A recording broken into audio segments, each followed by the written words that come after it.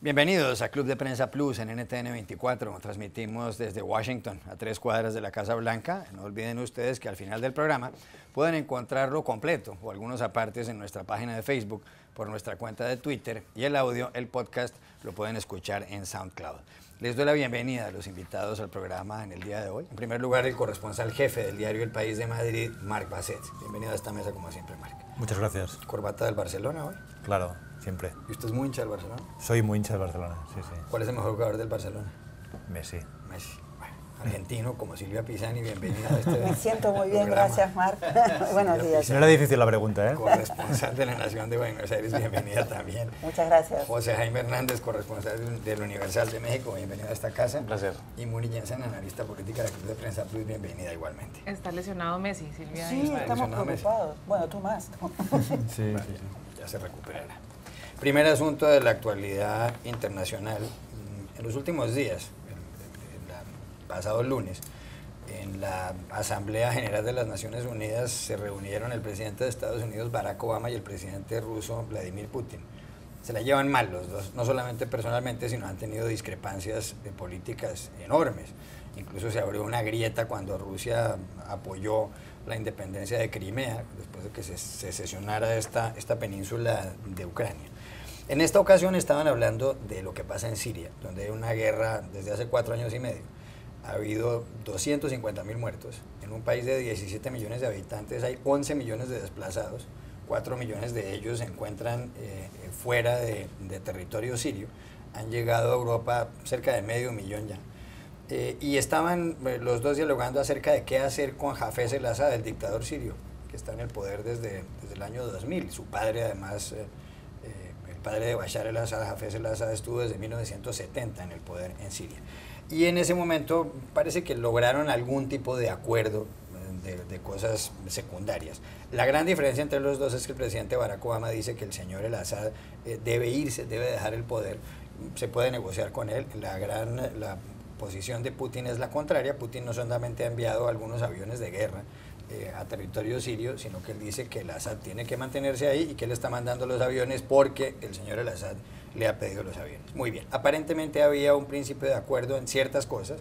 Incluso dieron una rueda de prensa conjunta John Kerry, el secretario de Estado de los Estados Unidos, con Sergei Lavrov, el ministro de Exteriores ruso, y dijeron que iban a mejorar los canales de comunicación. 48 horas después de que dijeran que iban a mejorar los canales de comunicación, la aviación, la Fuerza Aérea Rusa bombardeó algunas zonas de Siria. Y aparentemente no estaba bombardeando solamente a los miembros del Estado Islámico, el grupo que ha cometido atentados terroristas, sino a opositores del señor el-Assad. Hay un artículo en la página web Político aquí en Estados Unidos que dice que el señor Putin ha cogido desprevenido, o para decirlo más coloquialmente, con los pantalones abajo al señor Obama. ¿Está pasando eso? ¿Putin coge con los pantalones abajo a Obama con tanta frecuencia? Sí, Putin es un gran táctico, ¿no? Y precisamente si Obama es un político quizá con más visión, con una doctrina amplia, con ideas de cómo el mundo debe funcionar, pues Putin le vence en el corto plazo y en el recate corto, ¿no? Y esto ha pasado ahora en Siria, donde lo que puede parecer una diferencia secundaria, que es el papel de Bashar el-Assad, del dictador sirio, en la guerra de Siria, en la eventual transición, es una diferencia esencial, porque Putin interviene para defender a el-Assad, mientras que Estados Unidos, Obama tiene un gran problema, yo creo, en Siria, y es que no sabe qué hacer. Piensa que ambos bandos, el Estado Islámico y el-Assad, son malos, y claro, para solucionar una guerra en algún momento dado habrá que tomar partido entre el malo y el peor, ¿no? Putin lo tiene muy claro esto, y ya desde siempre ha sido un Estado, Rusia, protector de la dictadura siria, y ahora pues piensa que si hay que derrotar al Estado Islámico hay que apoyar al Assad. En la ONU Putin dijo que era necesaria una coalición internacional contra el Estado Islámico, contra los yihadistas, parecida a la que hubo durante la Segunda Guerra Mundial contra Hitler, ¿no? Estados Unidos se alió con Stalin, que es con Hitler el peor dictador del siglo XX, quizá de la historia, para derrotar a Hitler, ¿no? Yo creo que el mensaje subliminal o no tan subliminal de Putin es, bueno, olvídense de las preferencias y ayuden al Assad, pero claro, al proteger al Assad, Putin es posible, según ha denunciado Estados Unidos, que esté atacando a milicias o a rebeldes que no tienen nada que ver con el Estado Islámico, que son quizá protegidas por Estados Unidos. Es un embrollo que sigue ahí y en el que Obama, yo creo que Putin se aprovecha de la confusión, de la parálisis de Estados Unidos y de Europa también ante una guerra en la que no saben cómo resolverla. ¿Será esa la solución? ¿El mal menor apoyar al señor Bashar al-Assad? Evidentemente lo que está pasando es que Estados Unidos no tiene muy en claro qué hacer y Putin sí. Esa es la principal diferencia. Tiene una estrategia clara. Cuando aparecieron la primera vez, yo a veces los veo, no sé si a ustedes les pasa, a Lavrov, el canciller ruso, y a John Kerry, parecen el gordo y el flaco. O sea, salen, comparecen juntos, se los ve con un lenguaje corporal incomodísimo. Ayer cuando los vimos en Naciones Unidas, verbalmente decían algo que dijeron. ¿Qué dijeron? Vamos a mejorar los canales de comunicación, pero no funcionan esos canales, y verbalmente dicen algo y el lenguaje corporal habla de la gravedad del momento. Hay un dato adicional en esta confusión. Yo sé que es difícil, pero lo que estuvo haciendo la Rusia, se me escapó, lo que estuvo haciendo Rusia con el bombardeo de estas últimas horas fue atacar blancos, soportados, ayudados y mantenidos por los Estados Unidos. Por ende, atacaron blancos norteamericanos. Esta es la paradoja. O sea, sabemos hoy a la mañana que eran tropas de rebeldes sirios que estaban siendo ayudadas, financiadas, entrenadas, pónganle el verbo que quieran, por la CIA. Esto está admitido en el día de hoy, se ha escapado por fuentes de defensa, y de confirmarse realmente es una situación muy confusa. Lo han tomado Obama, pero mal, lo han sorprendido mal. ¿Coge Putin con los pantalones abajo a Obama? Sí, pero además porque tiene esa enorme ventaja contra Obama. Es decir, Vladimir Putin está al frente de un régimen unipersonal que puede hacer lo que se le pegue la gana en cuestión de minutos, de horas. Barack Obama no, es el jefe de Estado de una democracia que antes de tomar una decisión, antes de pensar, tiene que ver, consultar con el Congreso, consultar con el Pentágono, en fin, hay múltiples factores que intervienen en una decisión de este calibre. Vladimir Putin no. Pero yo creo que también la decisión de Putin responde o refleja el grado de desesperación de Bashar al-Assad. Porque no es un secreto que en las últimas semanas las Fuerzas Armadas sirias se han prácticamente quedado diezmadas. Hay muchos soldados que han desertado, forman parte algunos de ellos de este grupo de éxodo de gente que se han salido, y se ha quedado sin hombres, sin recursos, sin material para seguir resistiendo este embate del Ejército de Liberación. De tal suerte que yo creo que es una decisión de carácter estratégico, no tenía más remedio. Y me sorprendió muchísimo ayer la declaración de Josh Earnest, el portavoz de la Casa Blanca, que quizá fue la valoración más inteligente o con mayor carga de profundidad, que dijo, dice, se le olvida a Rusia que este es un tema que no se va a resolver por la vía militar. Y en eso tienen razón. Cuando los rusos intervinieron en Afganistán con un desastre, pérdida de recursos, de vidas, y además no resolvieron nada, es lo mismo que está pasando ahora en Siria. Ellos saben que esto no tiene una salida militar.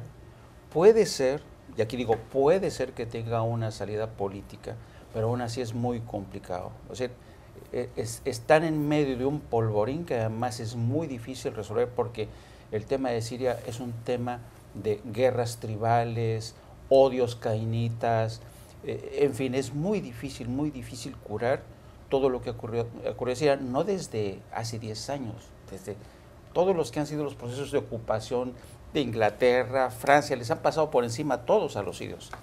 Entonces, ¿cómo resuelves eso de la noche a la mañana? Yo creo que va a ser un tema difícil de resolver.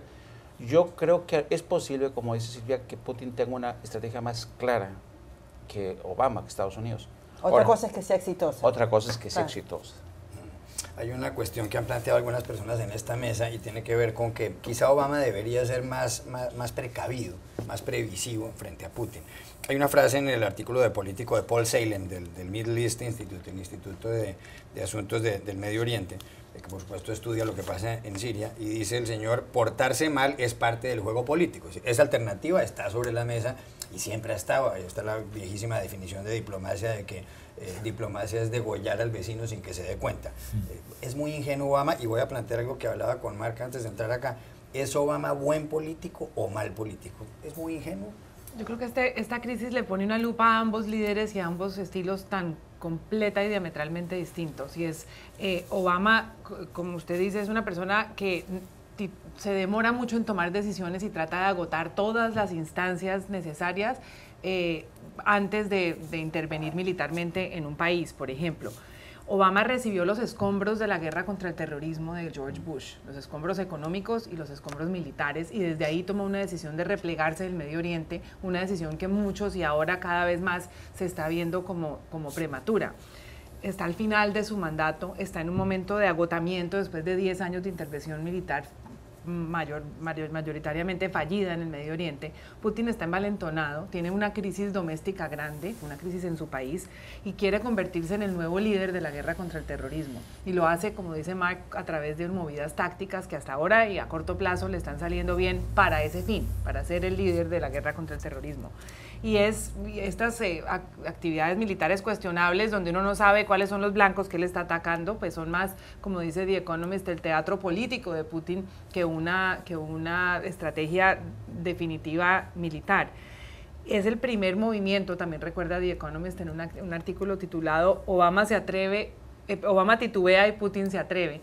Es el primer movimiento que hace desde 1970. Esta es la oportunidad de Putin de resucitar, y lo está haciendo en el momento en donde Obama está replegado y donde está él básicamente dando reversa. Y recordaba, por último, el artículo que Putin juega judo, o hace judo, es judoka, y él aprovecha cuando, en judo se aprovecha cuando se da un paso atrás para atacar muy fuertemente, y eso es exactamente lo que está pasando. Los resultados creo que es entre malo y peor, porque no se ve que ninguna de esas dos filosofías de cómo atacar el problema de Siria vayan a funcionar. ¿Es Obama un buen político o es malo?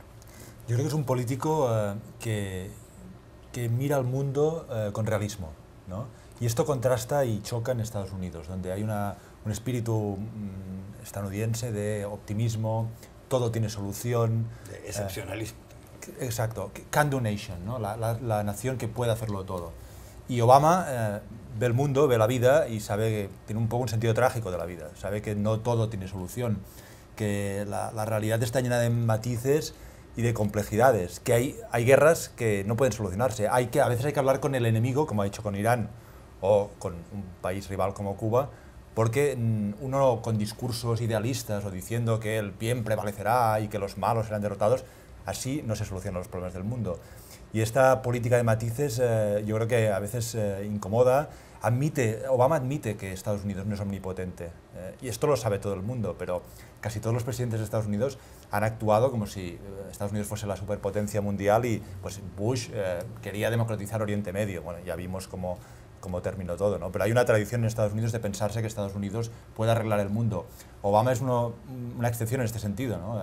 Él admite que no todo puede hacerse, que a veces hay que hacer concesiones incluso a un régimen de una isla pequeña como Cuba, o al régimen de los ayatolás en Irán, y yo creo que Siria expone la gran tragedia de Pero Obama, ¿no? para responder la pregunta, yo creo que Obama es un gran político y un pésimo politiquero, y a veces el mundo y las relaciones entre países requieren de un buen politiquero, como fue por ejemplo Bill Clinton. A veces, que a mí me parece una de las mejores definiciones como político de Obama, me encanta cuando la gente dice, es un buen político, no para esta época. Entonces es como que a veces es difícil, claro, ha producido un gran No cambio. se deja encasillar. Claro, ha producido un gran cambio. Una de las cosas que me llaman la atención de él, volviendo a lo posible y lo imposible, ¿no? Uno lo ve a Obama como un presidente principista. Su línea roja, que hablábamos con Muni, al haber trazado la línea roja con Siria, línea roja diciendo si violan, si usan armas químicas contra su población, serán ese es el punto. Luego tuvo que comerse sus palabras. Se tuvo que comer eso. ¿Por qué es tan principista en algunos casos como con Siria y luego no puede, y luego no con Irán? O sea, ¿cómo con Irán acepta negociar con gente que detesta y que profundamente lo detesta. Y con Irán, sin embargo, mantiene esa rigidez. Tal vez porque Siria es mucho más complicado que Irán. Irán es un enemigo para él. Es un hombre que realmente cambió la visión de las cosas y no es fácil de comprender. ¿Usted sospecha que Obama va a escribir otro libro? Y yo estoy convencido de que escribirá un gran libro. Sí. Escribirá el clásico de los... Hay buenos libros de presidentes de Estados Unidos y de mandatarios de otros países, pero yo creo que Obama, en su fuero más interno, es un intelectual y es un escritor. Y ser un intelectual puede llegar a ser un defecto a la hora de gobernar, porque piensa demasiado y analiza demasiado los pros y los contras. Pero yo creo que, bueno, sabemos que es un buen escritor, porque escribió antes de ser un político conocido unas memorias que literariamente tienen un gran valor. Y yo no tengo muchas dudas de que él está tomando apuntes y que en unos años tendremos un clásico sobre la presidencia americana explicada por un presidente. Pero en el caso de Siria le tocó tragarse sus palabras. Eso recuerda la famosa frase de Churchill, de Winston Churchill, con gran sentido del humor, que decía, muchas veces me he tenido que tragar mis propias palabras y nunca me he dado indigestión. Sí, pero yo creo que en el caso de Obama, yo creo que con el paso del tiempo Obama va a pasar a la historia, yo creo que como un digno heredero de esta tradición de la realpolitik. Yo me acuerdo muchísimo de Billy Brandt en su tiempo, todo el mundo lo atacaba, pero con el tiempo dejó huella y dejó la importancia de esta escuela de la realpolitik. Yo creo que Obama es un digno heredero de la realpolitik, lo que es un hombre que sabe que el mundo ha cambiado y que estamos ante otro mundo. Ya no estamos en el mundo desde el fin de la Segunda Guerra Mundial, ¿no? Es decir, yo pienso, por ejemplo, rápido un ejemplo, una analogía, el actual Consejo de Seguridad de la ONU sigue siendo el mismo Consejo de Seguridad de la ONU que nació de la Segunda Guerra Mundial, cuando eso ya no se corresponde con la realidad política ni la geoestratégica de todo el mundo. Obama ya ve que este mundo ha cambiado, que son otros los poderes, y sabe que Estados Unidos ya no puede ir a pagar, ya no puede ir a actuar como el bombero de todos los conflictos. Yo creo que en ese sentido ha sido un político de altura de miras. Yo creo que es un digno heredero de la realpolitik. En cambio de asunto, y seguimos aquí en Estados Unidos, hay elecciones presidenciales en noviembre del año entrante, en 14 meses, en 13 meses realmente. Dentro de los precandidatos republicanos hay una gran batalla, aunque las encuestas sigue de número 1 el señor Donald Trump. En el lado demócrata, la que está encabezando todos los sondeos es Hillary Clinton, la exsecretaria de Estado, ex senadora y ex primera dama. Según el promedio de la página web Real Clear Politics, Hillary Clinton tiene el 40,8% del respaldo, Bernie Sanders tiene el 27,6%, y Joe Biden, que no se ha lanzado, que no se ha presentado, que es el vicepresidente de Estados Unidos, tiene el 20%. Un artículo del diario The New York Times dice que Hillary Clinton ve cada vez con más preocupación la posibilidad de que Joe Biden pueda lanzarse a la presidencia, entre otras cosas porque él ha recibido un gran respaldo, gran solidaridad de este país a raíz de la muerte de su hijo Beau, de su hijo mayor. Él ha vivido varias tragedias en la vida. Cuando era muy joven, su mujer pereció en un accidente automovilístico con algunos de los hijos del propio Biden, pero no ha tomado la determinación y aparentemente tendría que tomarla pronto, porque en muy pocos días hay un debate el primer gran debate de los precandidatos demócratas a la presidencia estadounidense. Hillary ha recogido muchísimo dinero en los últimos 3 meses, $28 millones para la campaña. Y además se viene con la artillería pesada para contrarrestar lo que está sucediendo con Biden, que le dio una gran entrevista a Stephen Colbert, uno de los presentadores de uno de los programas de televisión nocturnos más famosos de este país, una entrevista fascinante, conmovedora realmente. Pues ahora resulta que el martes 7 de octubre va Bill Clinton, esposo de la señora Clinton, al mismo programa de Colbert, me imagino que a tratar de neutralizar un poco a Biden. ¿Lo lograrán los Clinton? Porque hay un problema sobre una cifra que usted acaba de dar de la plata que ha recogido Hillary Clinton en los últimos 3 meses, $28 millones. Es mucho hasta que lo compara con lo que ella recogió los 3 meses anteriores, que fue $47 millones. Y eso se le atribuye al efecto Biden. Ha bajado la contribución de los demócratas donantes porque están esperando a ver si Biden se va a lanzar. Esa es una gran preocupación que tiene la campaña de Hillary, donde el arma más poderosa que tienen es el dinero, porque la candidata ha resultado un poco más débil de lo que se esperaba. El segundo problema que tiene Hillary de llegarse a lanzar Biden es que no lo puede criticar. Es muy difícil para ella lanzar unas críticas a la persona de Biden, un hombre que está en duelo, que ha sido un vicepresidente de un gobierno en donde ella participó, que es uno de los personajes más queridos por los demócratas. Entonces, para ella hacer campaña contra Biden sería muy difícil desde el punto de vista humano. En términos políticos tendría más argumentos, pero creo que está durmiendo bastante intranquila Hillary Clinton, no solamente por las revelaciones de sus correos personales, sino por la posibilidad de que se le lance semejante candidato en contra. Si se presenta Biden, ¿se le complica la vida a Hillary? Se le complica la vida a Hillary y una de las cosas que más me divierten es que se le complica mucho a Obama. O sea, acá hay un juego de... A ver, es una broma, ¿no? Pero es un juego de lealtades. Yo creo que Biden es percibido en mayor grado como la continuidad de Obama, su vicepresidente. Y me lo imagino a Obama, claro, obviamente va a tener que pronunciarse en algún momento por uno y por otro, su ex secretaria de Estado o su vicepresidente. Ahí el voto afroamericano es bien importante, porque claro, es un voto que casi le pertenece a Biden. Sí, para mí lo llamativo del asunto es que además va a ser yo creo que es dinamizador el tema, ¿eh? No sé si ustedes lo ven así, sí. pero o sea, que entre de repente Biden, que todos estamos esperando que entre, me parece, porque como que no está pasando mucho en la campaña demócrata, ¿no? Mark Bassett. Sí, la política de Estados Unidos es espectáculo, ¿no? Y yo creo que con la campaña demócrata actual falta emoción y falta espectáculo. Por eso también se inflan tanto estos pequeños escándalos de Hillary Clinton, se busca si ha recaudado menos, si ha recaudado más, si Bernie Sanders, el competidor de la izquierda, sube. Pero claro, para que haya espectáculo de verdad tiene que haber competidores, más competidores y competidores muy sólidos, y Biden daría esto, ¿no? Hay una especie de miedo al vacío que hay en estos momentos en el campo demócrata, y tanto los medios de comunicación, los periodistas, como los demócratas, yo creo que están pidiendo a gritos que entre Biden. Ahora, de otro lado, tengo dudas de que Biden sea un buen candidato, ya lo ha sido 2 veces, ha fallado. Sí. Creo que tiene 72 años. Y es un argumento que hemos dicho otras veces, ¿no? Pero, ¿qué le pasa al Partido Demócrata? Que no tiene nadie más joven de 65 años para suceder a Barack Obama, que es más joven que todos los candidatos que están optando a sucederle.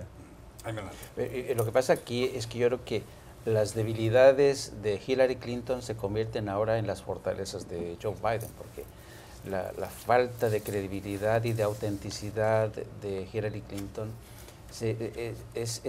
Biden es el anverso de la moneda, es un personaje auténtico, creíble. Y además a mí lo que me llama la atención es esta guerra de expectativas y de nervios que ya se está viviendo en el seno de la campaña de Hillary Clinton, que de antemano ya están queriendo que todo el mundo le firme.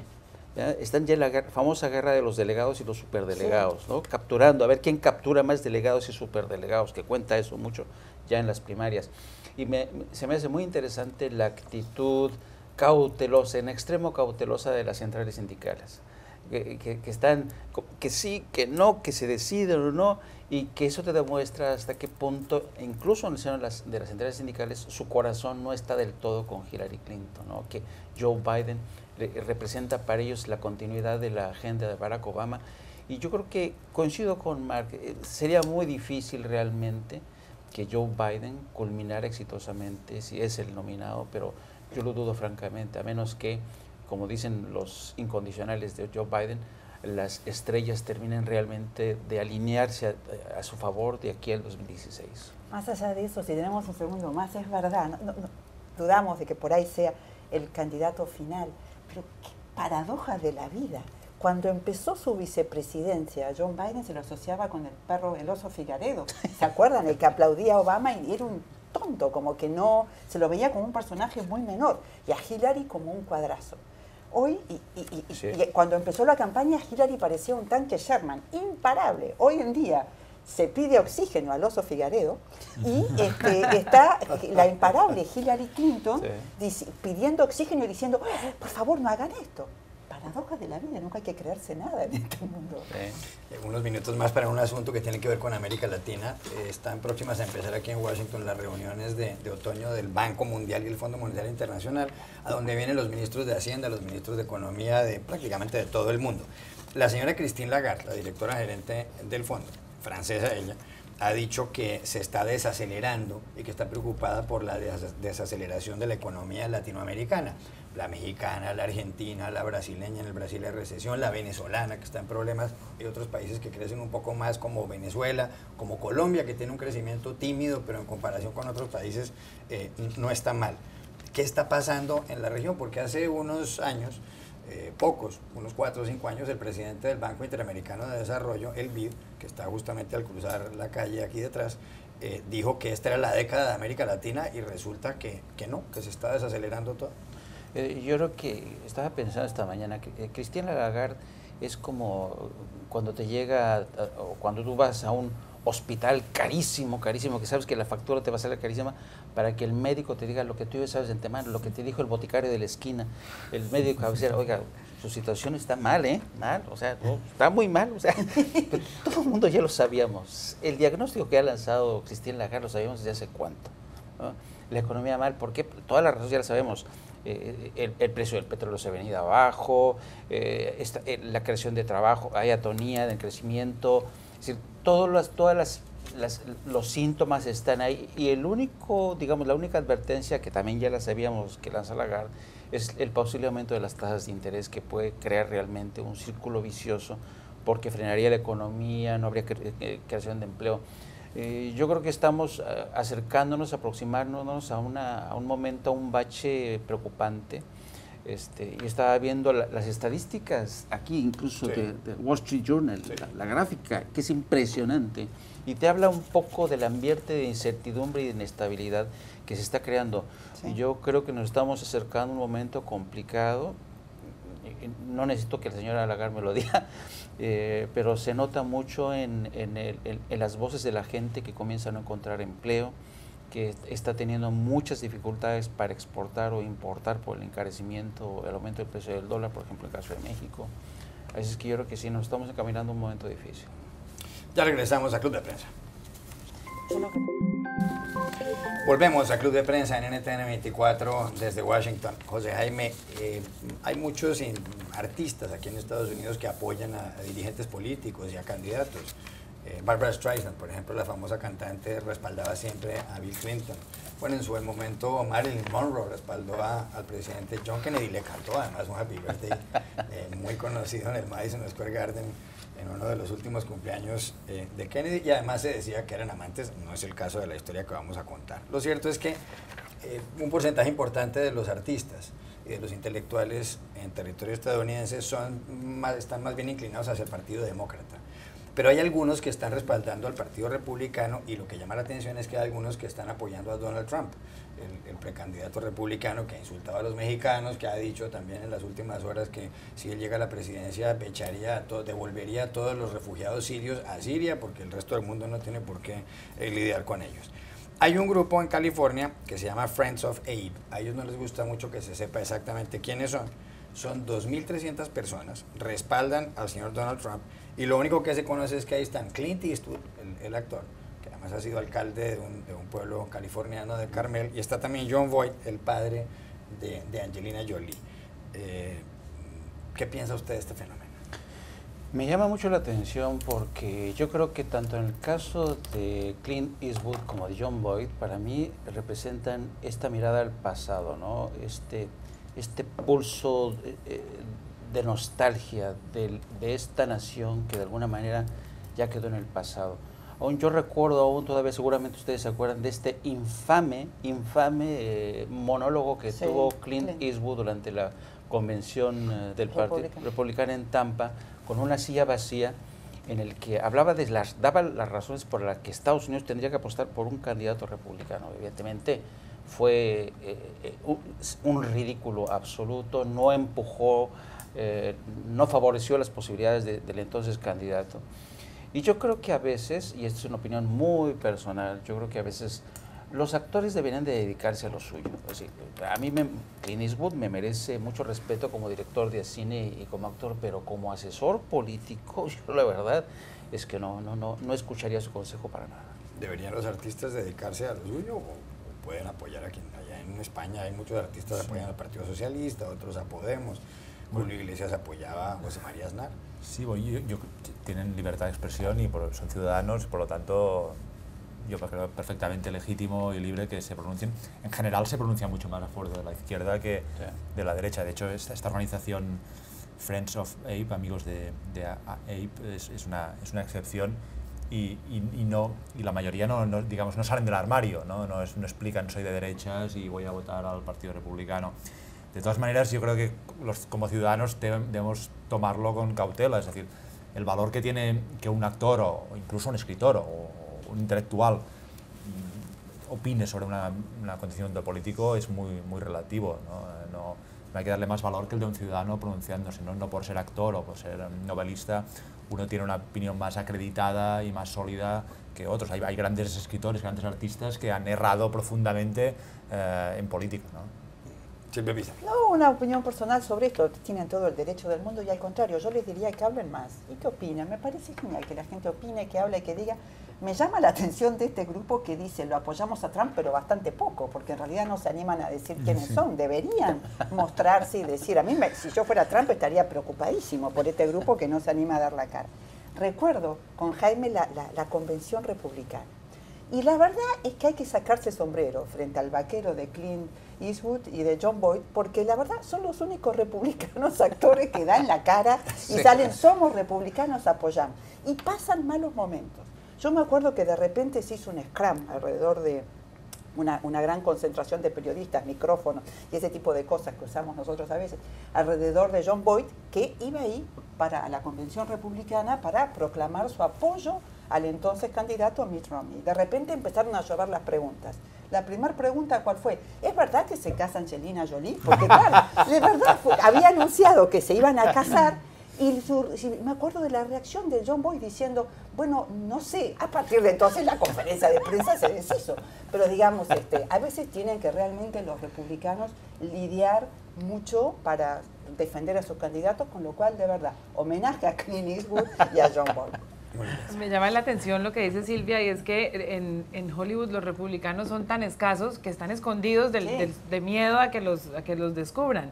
Yo creo que Trump está mintiendo, porque hice un poco de investigación sobre esta cosa de los Friends of Abe, y aparte de ser secretos, allá ha ido prácticamente todos los candidatos republicanos se han reunido con ellos. Se han reunido Carson y Rand Paul y Fiorina, y en otras épocas, bueno, Marco Rubio, en otras épocas Dick Cheney y John Boehner, y dicen explícitamente dentro de su organización secreta que no apoyan a ningún candidato. O sea que yo creo que es que Trump, que también es parte de Hollywood porque tiene su propia estrella, que entre otras creo que fue víctima del vandalismo en los últimos días, quiere algún tipo de reconocimiento de quienes no eran sus colegas cuando él era presentador de televisión. En los países de ustedes, ¿cuáles han sido los casos más conocidos de intelectuales o artistas que hayan apoyado a políticos? Por ejemplo, en España. Ahora, a ver, recuerdo campañas de actores, sobre todo a favor del Partido Socialista, de Izquierda Unida, Partido de Izquierda, que han llevado en España una especie de demonización por parte de los conservadores de la derecha de los artistas y de los actores, ¿no? Entonces se ha acabado un poco en ciertos ámbitos de opinión polarizando el cine español, ¿no? El cine español es todo malo, o al revés, todo bueno, por el papel político que han asumido. Pero me gustaría repetir, o sea, yo creo que es importante que el artista se valore por sus obras, ¿no? Por si la película o la obra o la novela es buena o es mala, no por sus opiniones. Clint Eastwood, en mi opinión, es un genio y hay que valorarle por sus obras. Tiene una película, Gran Torino, por ejemplo, me acuerdo, sobre precisamente la inmigración, los cambios sociales de Estados Unidos. Este es Clint Eastwood, ¿no? Claro. Lo que opina. Pero ¿por qué no puede aprovechar Clint Eastwood, que es tan famoso, para tener una voz y mostrar su visión política en un país como este, que es de libertades, y que quizás otras personas que lo admiran puedan tratar de escucharlo? Como cualquier persona, como cualquier como un conductor de autobús, un funcionario. O nosotros. Pero no tiene ningún valor su opinión, más que, bueno, él es bueno en su oficio, pero su oficio no es la política, ¿no? En Argentina. En Argentina han pasado cosas curiosas, y es que se ha generado sí, ha habido siempre, obviamente, este tipo de cosas. Hubo castigos también muy injustos. Hubo cómicos excepcionales en Argentina. Uno de ellos es Carlitos Balá, excelente. Empezó sus bromas haciendo bromas con México.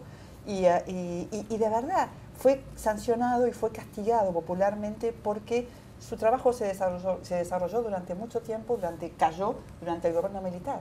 Y se lo vio como asociado, no tiene nada que ver. Y fue castigado. Una de las cosas más llamativas que pasó últimamente es la creación de la Secretaría del Pensamiento Nacional. Eso se lo debemos a Cristina Kirchner, todavía no sabemos qué hace esta secretaría, pero teóricamente están pensando, no sé qué hacen. José Jaime Hernández en México. Pues fíjate que en México hay un fenómeno interesante es el nacimiento de actores o directores de cine que son al mismo tiempo activistas, activistas políticos que alzan su voz contra lo que consideran que está mal en su país. En este tipo de casos, que yo creo que es más valiente que en mostrar tu apoyo solidario en plena campaña política. Para mí, como dice Silvia, muchos de estas personas que a veces son estrellas menores terminan en desgracia porque terminan en medio del descrédito. Pero a mí me llama la atención y creo que es bueno que las personas que de alguna manera son destacadas, que se han abierto paso, que se han hecho a sí mismos y a pesar de muchas dificultades, que se conviertan en la voz, que sean la conciencia, y estas gentes que agitan las conciencias de la nación, para mí es fabuloso. Pero en el marco de una campaña o como, digamos, parte de una trupe que se suma a venerar o a sumar apoyos, no me convence a mí mucho. ¿Y en Colombia? En Colombia se arropan en la bandera, más que en un movimiento político o un candidato. Yo creo que es muy común en Colombia ver los artistas ahora, los que están de moda, con la bandera en la mano, cantando, y obviamente estas campañas son en gran parte apoyadas por el gobierno de turno. Ya regresamos a Club de Prensa.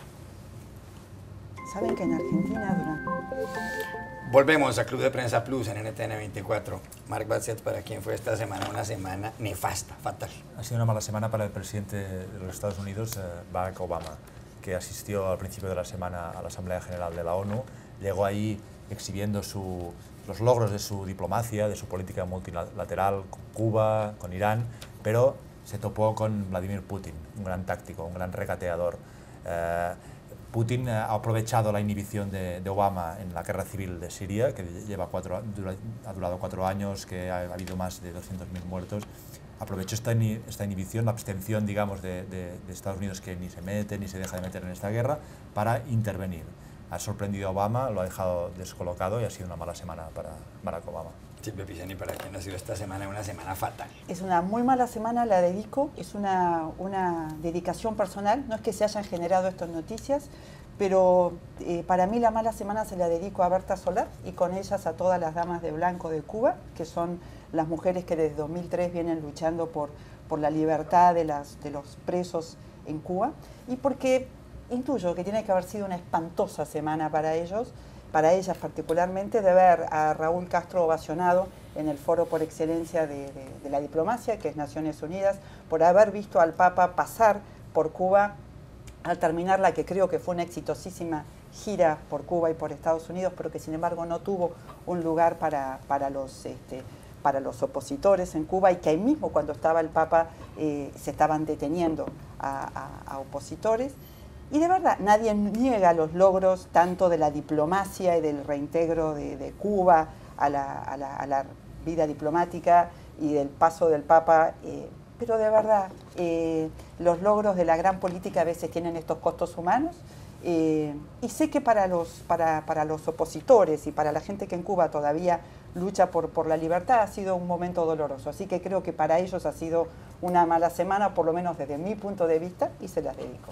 José Jaime Hernández, ¿para quién fue esta semana? Una semana nefasta. Yo creo que ha sido una semana trágica para la nieta de Mario Moreno Cantinflas, el famoso actor mexicano. Ella se llama Marisa Moreno Bernat.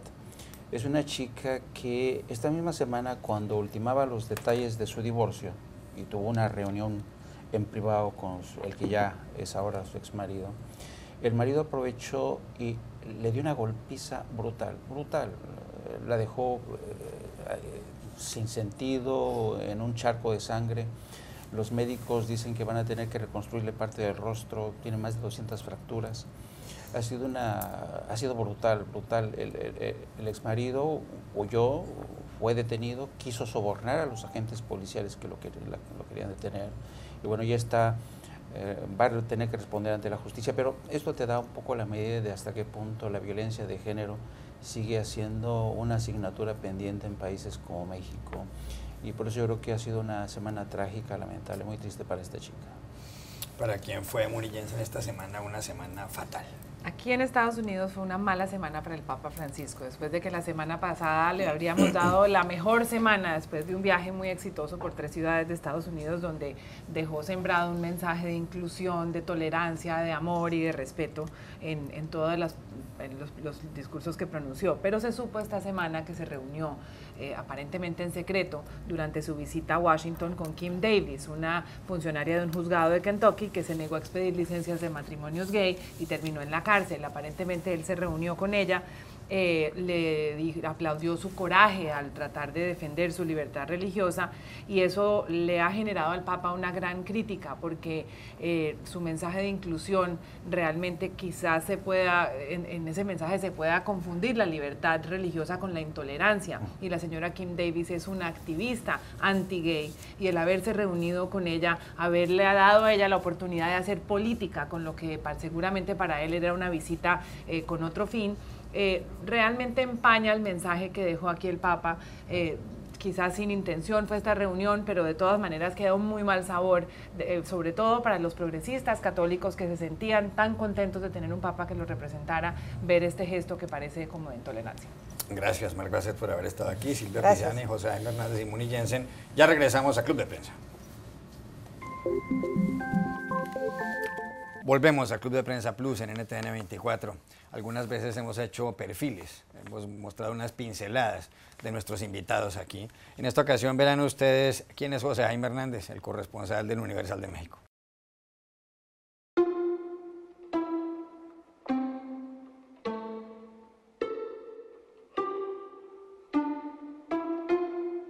Yo no me di cuenta que un colega me sacó esta foto. Es una foto que se tomó en el mes de diciembre del 2001 en Tora Bora. Estos mujahidines estaban apuntando hacia donde ellos creían que estaba Osama Bin Laden. De mañana ellos incursionaban, atacaban, y en las noches era el turno de los cazabombarderos B-52 que lanzaban desde arriba de la montaña de Tora Bora, de estas famosas bombas que se llaman cortamargaritas, que cuando llegan cortan todo a su paso. Osama Bin Laden al final se les escapó, ya nunca se supo más de él, hasta la que volvieron a atrapar mucho tiempo después. En esta plaza se festejó la captura y ejecución de Osama Bin Laden. Esta plaza no solamente ha servido como altavoz de las grandes luchas sociales en Estados Unidos, sino que se ha convertido en una especie de plazoleta global.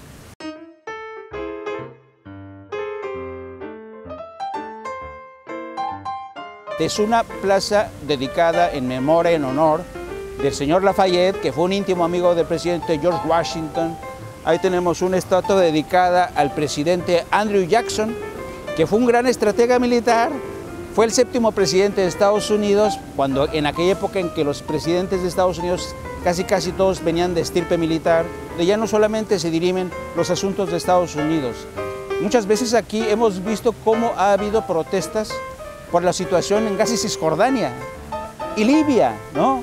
Y también en esta plaza se festejó el triunfo de Barack Obama como presidente. Lo que me resulta fascinante de este parque es todo lo que condensa, este pasado que se agolpa, que se acumula, y la proyección que hay desde esta plaza, desde esta plazoleta hacia el futuro.